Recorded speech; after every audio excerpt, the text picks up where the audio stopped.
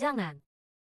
Karena terlalu mencintai istrinya, jadi dia melakukan kekerasan dalam rumah tangga terhadap istrinya setiap hari. Tapi hari ini, adegan dia memukuli istrinya tanpa ampun, dilihat oleh putri mereka yang masih kecil, agar putrinya tidak belajar hal buruk. Wanita itu segera memanggil pengasuh untuk membawa putrinya pergi. Namun, sudah terlambat. Keesokan harinya, dia menerima telepon dari guru taman kanak-kanak, memberitahunya bahwa putrinya telah melukai teman sekelasnya dengan bangku di sekolah. Row, bisakah kamu memberitahu ibu, kenapa kamu memukul teman sekelasmu dengan bangku, memukul teman lainnya? Aku melihat ayah memukul ibu seperti itu. Ayah bilang, kalau melakukan kesalahan harus dihukum. Menyadari bahwa putrinya telah terpengaruh, agar situasinya tidak menjadi lebih buruk, wanita itu segera memutuskan untuk membawa putrinya melarikan diri dari suaminya. Dia tahu. Jadi, dia hanya bisa mencari kesempatan saat suaminya tidak di rumah, diam-diam meletakkan wig di bantal. Kemudian, wanita itu menyamar, membawa putrinya ke bandara. Tak disangka, suaminya segera menyadari kejanggalan itu, sudah sampai di bandara lebih dulu. Sayang. Kalian mau pergi kemana? Ayah. Ibu bilang, kamu sedang bermain petak umpet dengan kami. Iya kan? Ayah langsung menemukan kalian. Hebat kan? Ayah hebat banget. Ayo sayang. Ayah akan membawa kalian pulang. Sayang. Ayo. Kita pulang. Rencana pelarian wanita itu berakhir dengan kegagalan. Kemudian, dia diseret paksa oleh suaminya kembali ke kamar, dan seperti yang diduga, dipukuli habis-habisan oleh suaminya yang marah. Meskipun dia memohon dengan sungguh-sungguh, mengatakan bahwa dia tidak akan pernah melarikan diri lagi, namun CEO itu tidak menunjukkan belas kasihan sedikit pun, malah memukulnya lebih keras. Bahkan, agar dia hanya bisa tinggal di sisinya di masa depan, dia dengan kejam mengayunkan tongkat golf, dan mematahkan kaki wanita itu. Namun, meskipun begitu, CEO itu masih belum puas. Keesokan harinya, dia memanggil seseorang dari kampung halamannya untuk menjadi pengasuh di rumahnya, hanya agar dia bisa mengawasi setiap gerak-gerik wanita itu. Siapa sangka malam itu, CEO itu bermimpi diselingkuhi lagi, karena dikhianati oleh mantan pacar dan adik laki-lakinya sendiri. Dalam kemarahannya, dia secara pribadi menikam mereka berdua sampai mati.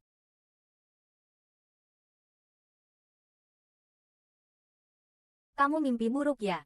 Tak disangka. Pertanyaan penuh perhatian wanita itu justru dibalas dengan kemarahan CEO yang tak berujung. Hanya melihat dia mencekik leher wanita itu, seolah-olah dia mantan pacarnya, dan kembali melakukan kekerasan. Dan adegan ini, kebetulan dilihat oleh pengasuh muda yang bergegas datang, melihat dengan sangat jelas. Hal ini membuatnya langsung menyadari bahwa CEO itu tidak lagi mencintai wanita itu, dan langsung terlintas di benaknya keinginan untuk menjadi istri CEO. Wanita itu juga tahu betul bahwa pengasuh telah melihat adegan ini. Jadi, dia memutuskan untuk memanfaatkan pikiran pengasuh itu untuk membantu dirinya lepas dari CEO. Kamu melihat semuanya tadi malam, kan? Bukan? Bisakah kamu membantuku? Apa? Nyonya, apakah Anda ingin mengatakan, memintaku untuk membantumu meninggalkan Tuan? Bisakah? Nyonya, tadi malam, apa yang Tuan lakukan padamu? Aku mendengar semuanya. Kita sama-sama wanita. Aku bisa merasakannya juga. Aili, tolong aku, ya.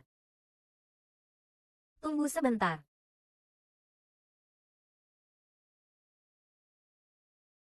Nyonya, apa yang Anda lakukan? Aku ingin pergi dari sini. Selama kamu mau membantuku, aku bersedia memberikan semuanya untukmu. Nyonya, bagaimana bisa begitu? Tuan punya kuasa besar di kota Yun. Aku tidak punya nyali sebesar itu. Kalau Tuan Guru Ocuan tahu aku pergi, pasti akan panik mencarimu. Dia tidak akan menyelidiki kamu, apalagi dengan uang dan perhiasan ini. Kamu tidak perlu jadi pengasuh lagi, bukan? Nyonya, Anda benar. Dengan uang dan perhiasan ini, aku tidak perlu jadi pengasuh lagi seumur hidupku. Kalau begitu, aku akan coba. Aili. Terima kasih.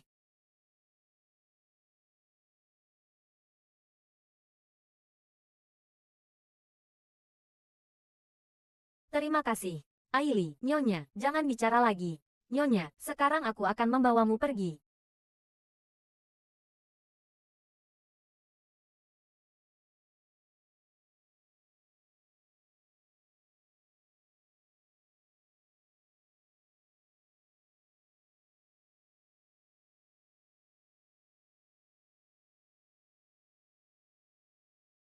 Nyonya, saya seorang pengasuh kecil, benar-benar tidak bisa menentang keinginan Tuan. Benar saja, tidak ada seorang pun yang bisa diandalkan. Kalau begitu,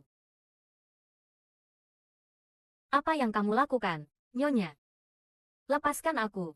Nyonya, kamu. Suamiku, tolong. Sakit sekali. Kamu baik-baik saja, sayang, suamiku. Aili. Dia mengambil uang dan perhiasanku, dan ingin mengirimku ke tempat terpencil untuk mati sendirian, dan bilang, dia ingin menggantikan posisiku. Kamu bohong, jelas-jelas Nyonya sendiri yang mengambil uang, dan memintaku membantumu pergi. Beraninya kamu. Bukankah aku sudah memperingatkanmu untuk mengingat posisimu di rumah ini, Tuan? Aku benar-benar tidak, Nyonya. Dia, tutup mulutmu. Aku tidak mau dengar kamu bicara lagi.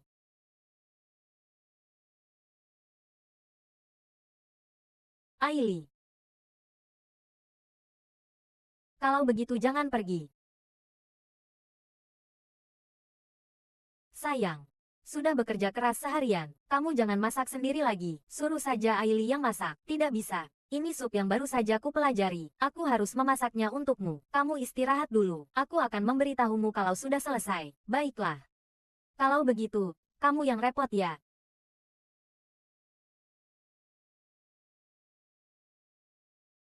Kak Ruo Chuan, percayalah padaku. Hari ini aku benar-benar tidak.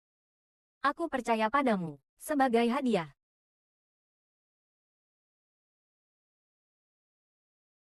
Gu Sichuan, Anda mencari Suliu Dagongfa. Kalau begitu ikut aku. Suamiku, coba cicipi. Apakah masakanku sudah lebih baik? Aili, kamu juga makan semangkuk. Aku memasaknya sepanjang sore, dengan sepenuh hati. Nyonya menyuruhmu minum. Ya minum saja. Terima kasih, Nyonya.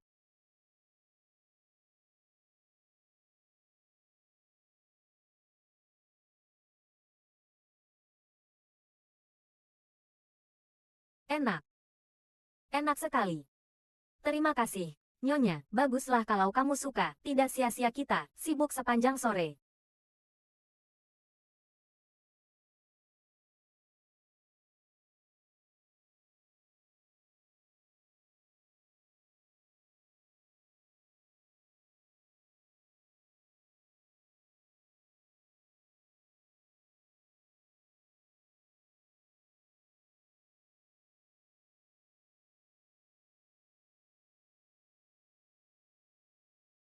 Kok panas sekali?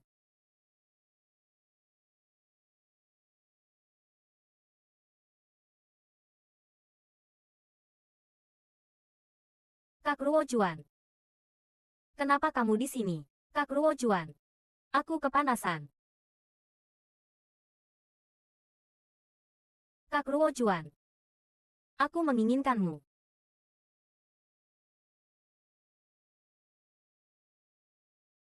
Pertunjukan bagus dimulai.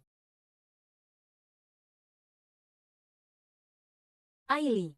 Untuk melakukan pemeriksaan, aku belum sarapan. Pergi belikan aku makanan, Nyonya.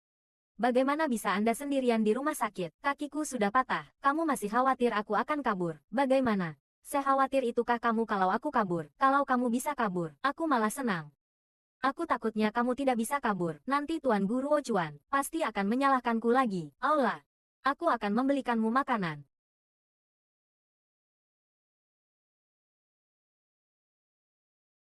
Kamu sakit apa? Yingning. Benarkah itu kamu? Kamu adalah senior. Ternyata kamu. Aku sudah membayangkan banyak skenario bertemu denganmu, tapi tidak menyangka akan bertemu di rumah sakit. Bertemu adalah takdir. Tidak peduli di mana. Kita tidak akan bernostalgia dulu. Ceritakan dulu tentang kondisimu, senior. Kakiku. Apakah sudah mulai pulih? Asal kamu terus berusaha. Kamu pasti akan segera bisa berdiri. Tapi aku melihatmu. Kondisi mentalmu tidak terlalu baik. Aku akan meresepkan obat tidur untukmu. Kamu pulang dan istirahat yang baik ya. Terima kasih. Senior, lain kali. Akan ada orang yang menjemputku. Kalau begitu hari ini aku akan pulang dulu. Ayo.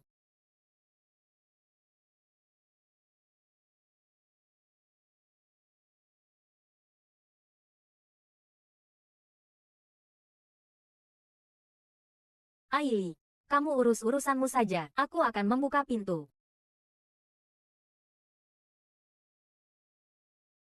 Senior, kenapa kamu datang? Sudah berapa tahun? Kenapa masih ceroboh begitu? Rekam medismu jatuh di kantorku. Kamu bahkan tidak tahu. Lihat betapa cerobohnya aku. Bagaimana kamu tahu rumahku di sini? Melihat alamat di laporan. Kan, tentu saja. Aku kan dokter, bukan peramal.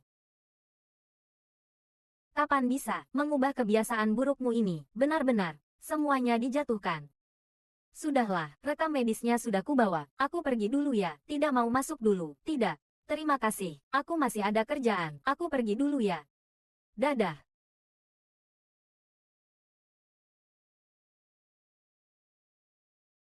Sayang, ikan ini aku pilih sendiri loh. Kamu mau dimasak seperti apa, suamiku? Bukankah kamu sedang sibuk dengan urusan konferensi investasi? Sibuk sekali. Lebih baik biar Aili yang masak. Memasak untukmu. Mana mungkin repot. Oh iya, sayang. Apakah ada orang yang datang ke rumah hari ini? Kenapa takut begitu sama aku? Atau jangan-jangan, kamu menyembunyikan sesuatu dariku? Ya, menyembunyikannya dariku. Sebelum kamu pulang, ada dokter dari rumah sakit yang datang. Rekam medisku tertinggal di rumah sakit. Benarkah? Dokter sekarang, baik hati sekali ya. Bahkan mengantarnya sendiri ke rumah. Aku juga tidak menyangka, dia akan datang. Kamu tahu, aku sangat mencintaimu. Aku tidak suka melihat kamu berbicara dengan pria lain. Jadi, lebih baik kamu bersikap baik. Kalau kamu melakukan kesalahan, akibatnya bisa sangat parah. Suamiku, aku salah. Aku tidak akan berani lagi.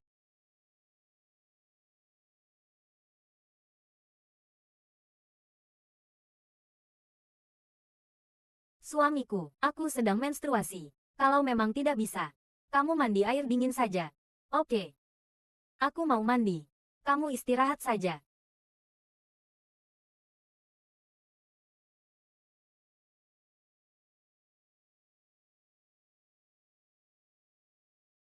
Kak Ruo Chuan, kenapa kamu datang? Tenang saja. Yingning tidak akan tahu. Apalagi, bukankah kamu juga? Ini semua salahmu sendiri. Tuan, Nyonya, silakan sarapan. Terima kasih. Aili, kamu juga makan sedikit. Terima kasih. Nyonya, saya. Suamiku, apa Aili sedang tidak enak badan? Cepat periksa. Aku akan melihatnya.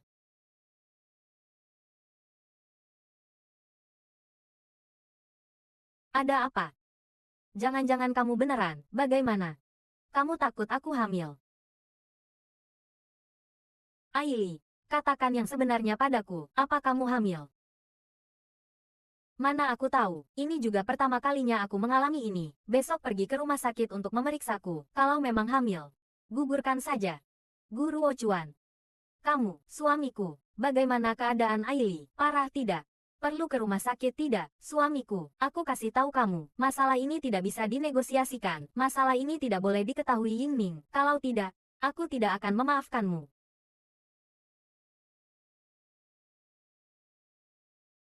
Bagaimana? Aili baik-baik saja. Mungkin hanya sakit perut. Saya pikir dia hamil. Dia. Bagaimana mungkin dia hamil? Iya juga. Sayang. Ada sedikit urusan di kantor. Aku harus ke kantor untuk menyelesaikannya. Malam ini. Mungkin tidak bisa. Pulang untuk makan malam denganmu. Tidak apa-apa. Pekerjaan lebih penting. Pergilah. Kalau begitu aku pergi dulu ya.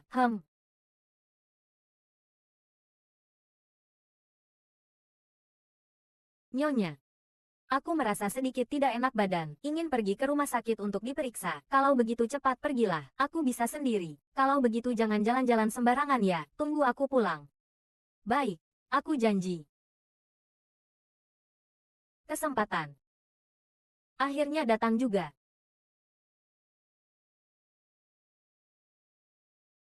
Meskipun tidak bisa berjalan cepat. Tapi setidaknya bisa berdiri.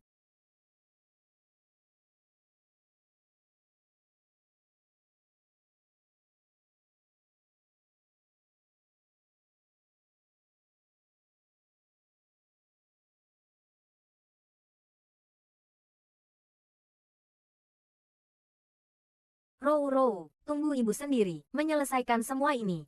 Akan membawamu ke tempat yang lebih baik untuk hidup. Aku hamil.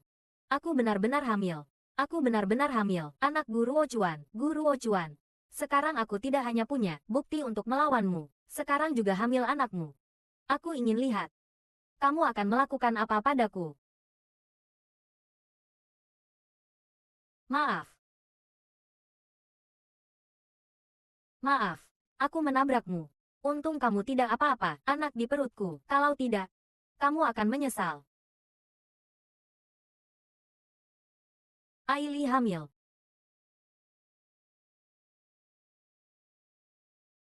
Kamu tidak bohong, kan? Kamu beneran hamil, benar-benar.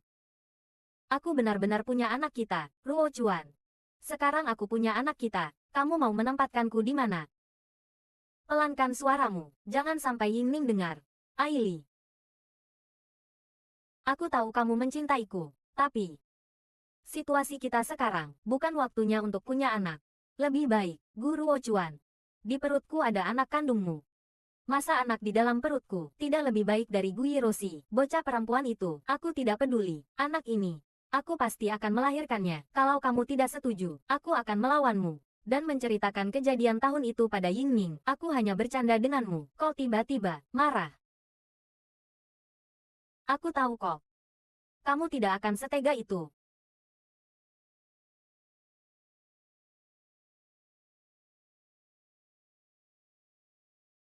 Suamiku. Konferensi investasi sebentar lagi dimulai. Kamu sudah siap?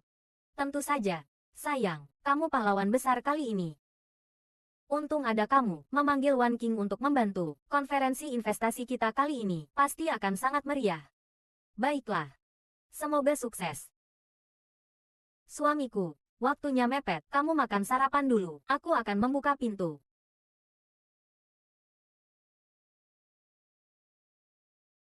Senior, kenapa kamu datang? Melihatmu seperti ini, kamu lupa hari ini harus kontrol. Ya, lumayan. Hari ini tidak sia-sia datang. Kalau kamu tidak bilang, aku benar-benar lupa. Ayo masuk.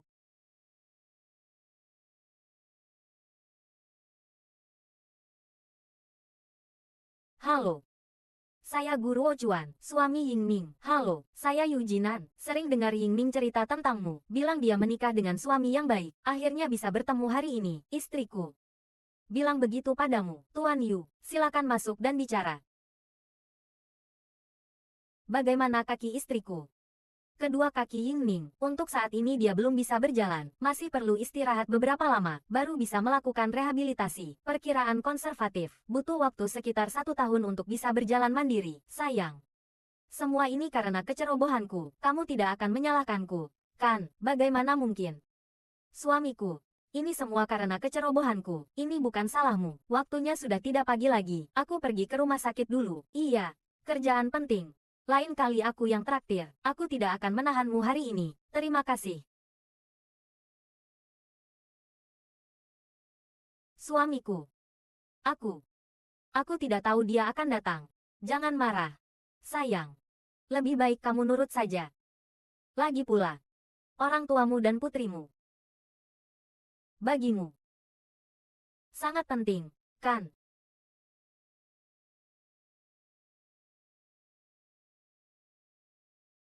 Kak Ruo Chuan. Sekarang aku bahkan punya anak kita. Kamu mau menempatkanku di mana? Kapan kamu akan memberiku status? Terburu-buru makan tahu panas bisa kepanasan. Konferensi investasi sebentar lagi selesai. Begitu selesai, aku akan memberimu jawaban yang memuaskan. Bagaimana? Benarkah? Bodoh. Kapan aku pernah membohongimu? Aku tahu kok. Kak Ruo Chuan memang yang terbaik.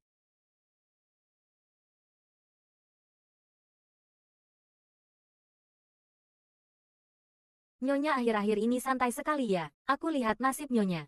Benar-benar bagus. Dokter pria itu belakangan ini jarang datang berkunjung. Kamu takut kalau dia datang, Kak Ruo Chuan akan memukulmu lagi. Ruo Chuan akhir-akhir ini pergi pagi pulang malam. Kamu punya waktu memperhatikan hal-hal yang berantakan ini. Lebih baik luangkan waktu untuk membuatkan sup untuknya. Dia sudah bekerja keras. Apa kamu tidak kasihan padanya? Perlu kamu bilang. Lagi pula, dia adalah ayah kandung dari anakku. Kamu bilang apa? Tidak ada apa-apa, aku mau buat sup untuknya.